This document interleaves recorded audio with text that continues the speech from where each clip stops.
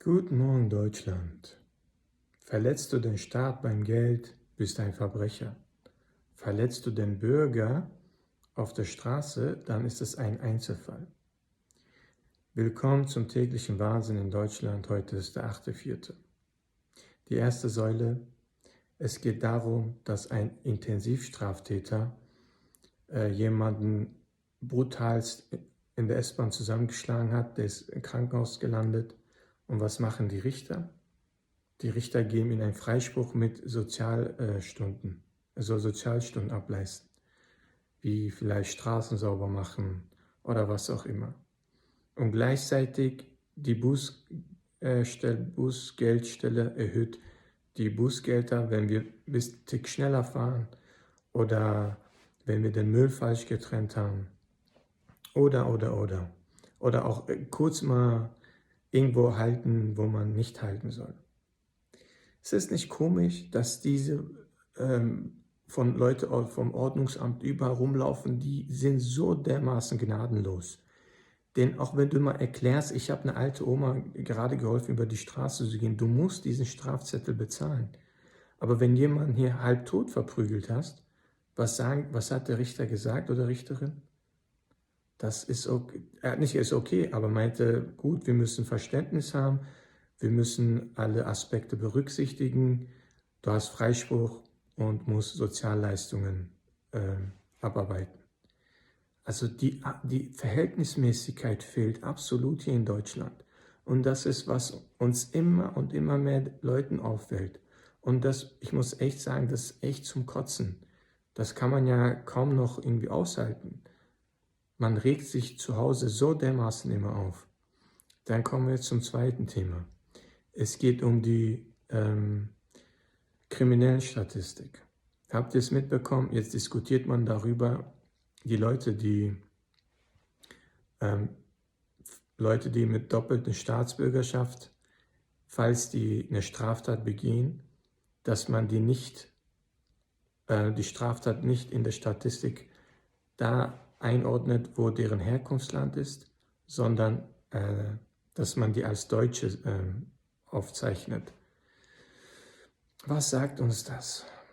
Das sagt uns, wir wollen uns gar nicht mit der Problematik befassen. Wir wollen ja gar nicht gucken, wieso, weshalb, warum diese Leute kriminell sind und dann am besten auch abschieben, wenn die zu kriminell sind.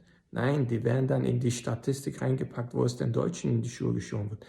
Also ich weiß echt nicht, man sieht ja, dass ich kein Deutscher bin, also kein Biodeutscher.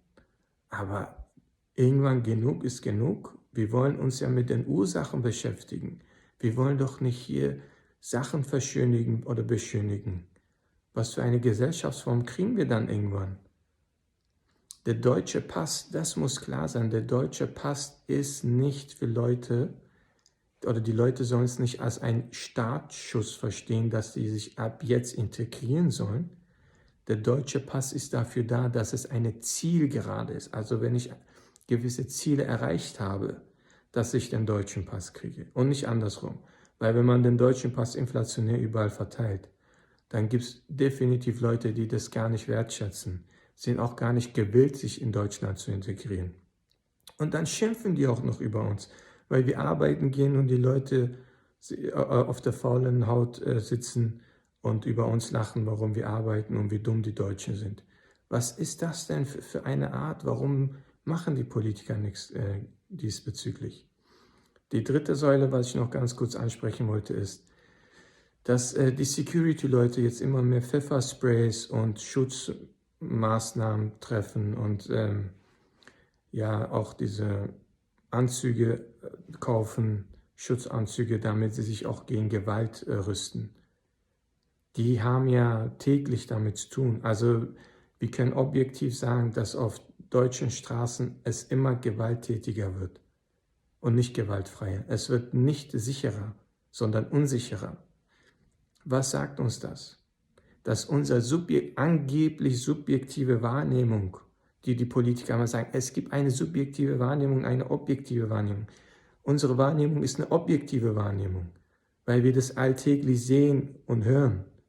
Eure Wahrnehmung von den Politikern ist subjektiv, weil ihr mit uns unten gar nichts zu tun habt.